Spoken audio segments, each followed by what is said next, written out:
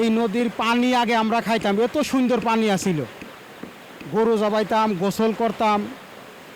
এই ট্যানারি এখানে আসার পরে দেখেন সরাসরি এই ময়লার পানি এইভাবে ছাড়িয়ে দিয়েছে এইখানে। ঢাকার প্রাণখ্যাত বুড়িগঙ্গাকে দূষণের হাত থেকে বাঁচাতে প্রায় ৯ বছর আগেই হাজারীবাগ থেকে ট্যানারি সাভারে স্থানান্তর করা হয়। তারপরও রক্ষা পায়নি বুড়িগঙ্গা। একইভাবে ধলেশ্বরীতেও ফেলা হচ্ছে বর্জ্য। কেন্দ্রীয় বর্জ্য শোধনাগার সিইটিপি ত্রুটিপূর্ণ থাকায় সঠিকভাবে বর্জ্য পরিশোধন হচ্ছে না বলছেন সংশ্লিষ্টরা, যার ফলে দূষণের চাপে ধলেশ্বরী। নাজমুল হাসানের পাঠানো তথ্য ও চিত্রে ডেস্ক রিপোর্ট। ধলেশ্বরীর তীর ঘেঁষেই ডাম্পিং ইয়ার্ড, নেই দেয়াল, নদীর ধারে এভাবেই ফেলা হচ্ছে বর্জ্য। হুমকির মুখে ধলেশ্বরীর অস্তিত্ব।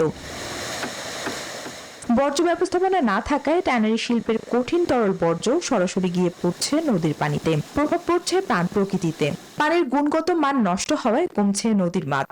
একসময় এই নদীতে গোসল করা সহ নদীর পানিও খেতেন স্থানীয়রা। এখন নদীর পানিতে নামা তো দূরের কথা, নদীর তীরেও আসেন না কেউ।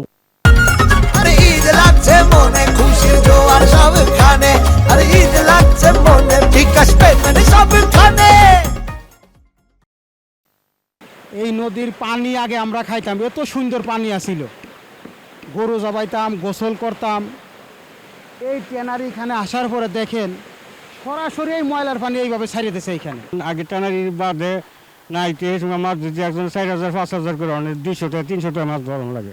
উন্মুক্ত ডাম্পিং ইয়ার্ডের কারণে পরিবেশ ও নদী দূষণ হচ্ছে, স্বীকার করলেন সংশ্লিষ্টরা। বর্জ্য অব্যবস্থাপনার কারণ হিসেবে সিইটিপি ডিজাইনকে দায়ী করছেন সংশ্লিষ্টরা। 15-20 বছর আগে যে সিটিভিটা হয়েছে, এটা কিন্তু একটা ডিজাইন ত্রুটি এখানে আছে, যেটা আমরা উল্লেখ করেছি। এই ডিজাইন ত্রুটিগুলো আমরা ফাইন্ড আউট করার জন্য ইউরোপিয়ান এক্সপার্ট কোম্পানি ইটাল প্রগতি দিয়ে আমরা কাজ করছি। এদিকে ট্যানারিগুলোকে জরিমানা করেও কমানো যাচ্ছে না অব্যবস্থাপনার চিত্র। এটাকে সম্মিলিত ব্যর্থতা হিসেবে দেখছেন এই কর্মকর্তা। তো আমরা ওদেরকে অনেকবার জরিমানা করছি, সর্বশেষ তো কার্যক্রম নিচ্ছি, সবই আমরা জানি, ওরাও জানে। এটা একটা সার্বিক ব্যর্থতা। ট্যানারির এসব বর্জ্য শুধু প্রকৃতির উপর প্রভাব ফেলছে না, মানবদেহ নানা জটিলতা তৈরি করছে বলে জানান এই চিকিৎসক।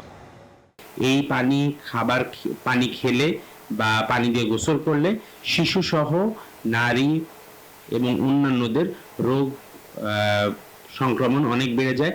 সঠিক বর্জ্য ব্যবস্থাপনার মাধ্যমে ধলেশ্বরীর চিরায়ত রূপ ফিরে আনতে সরকার দ্রুত পদক্ষেপ নেবেন, এমনটাই প্রত্যাশা স্থানীয়দের।